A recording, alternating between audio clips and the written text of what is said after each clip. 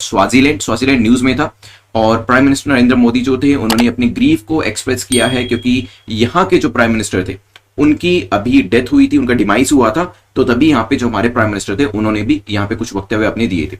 तो स्वाजीलैंड जो है हमारा टॉपिक है, इसको आप करें अंडरलाइन, जो चीज रिक्वायर्ड है करेक्ट या इनकरेक्ट उसको डाले सर्कल के अंदर और फिर 1 बाय 1 स्टेटमेंट्स को पढ़ें। देखिए इसको सर्कल में डालना जरूरी है क्या, ताकि जब आप पहली स्टेटमेंट पढ़ लेते हैं, सेकंड पढ़ लेते हैं, थर्ड पढ़ लेते हैं, तो यहाँ पे थर्ड स्टेटमेंट पढ़ने के बाद आपका ध्यान सीधा इस सर्कल के ऊपर जाता है कि क्या पूछा है, तो आपसे गलती होने के चांसेस कम हो जाते हैं। देखिए ज्यादातर गलती तभी होती है जब यहाँ पे इनकरेक्ट लिखा होता है, क्योंकि बाय डिफॉल्ट तो हम यही समझते हैं कि करेक्ट ही पूछा गया होगा।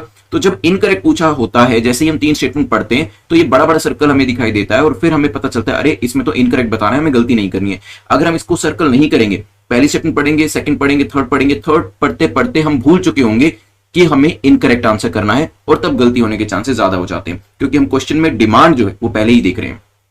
So it is a landlocked country, हो सकता है। It shares its border with south Africa, ये साउथ अफ्रीका के साथ अपने बॉर्डर को शेयर करती है, ये भी हो सकता है। It is an European continent, ये यूरोपियन कॉन्टिनेंट के अंदर है। सोचिए, फिर करते हैं डिस्कशन।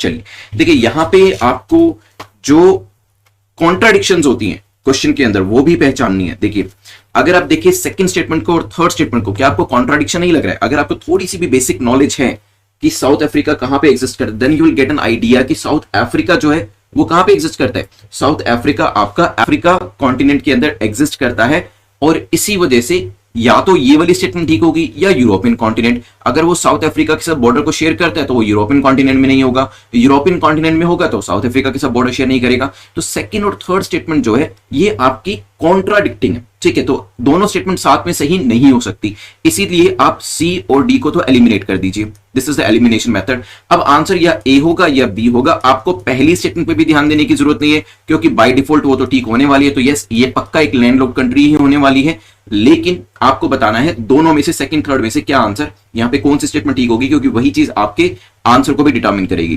तो यहां पे हमारा जो आंसर है वो है ए, क्योंकि ये साउथ अफ्रीका के साथ बॉर्डर को शेयर करती है, ये अफ्रीकन कॉन्टिनेंट के अंदर एग्जिस्ट करती है। So A will be your correct answer. एक बार देख लीजिए यहां पर। सो दिस इज स्वाजीलैंड और यहां पे ऊपर साउथ अफ्रीका है और मोजाम्बिक भी इस साइड आपको दिख रहा है। This is in the Indian ocean. Lesotho भी एक लैंडलॉक्ड कंट्री है, ये भी काफी इंपॉर्टेंट है, क्वेश्चन इसके ऊपर भी पूछा जा सकता है, लेकिन क्योंकि अभी स्वाजीलैंड न्यूज में थी इसी वजह से क्वेश्चन जो है स्वाजीलैंड के ऊपर मैंने बनाया है। और आप मुझे ये भी बताइएगा, स्वाजीलैंड जो है इसको एक और नाम से भी जाना जाता है। Swaziland is not exactly the official name, इसका पुराना नाम है, लेकिन आज भी हम इसी को यूज करते हैं। कहीं पे अगर आप इंडिया ईयर बुक में पढ़ेंगे वहां पर भी स्वाजीलैंड लिखा होता है, काफी जगह पे स्वाजीलैंड लिखा होता है, लेकिन आप इसका ओरिजिनल नेम जो है वो मुझे जरूर बताइएगा कमेंट सेक्शन के अंदर।